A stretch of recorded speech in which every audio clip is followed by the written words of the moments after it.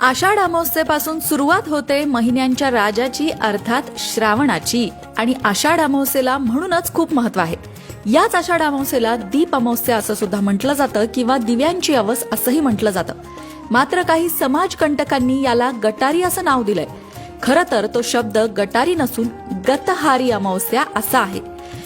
गतहार हा शब्द मुळात गत आणि आहार या दोन शब्दांपासून बनलेला आहे. गत या शब्दाचा अर्थ होतो त्यागलेला आणि गतहारी या शब्दाचा अर्थ होतो त्यागलेला आहार.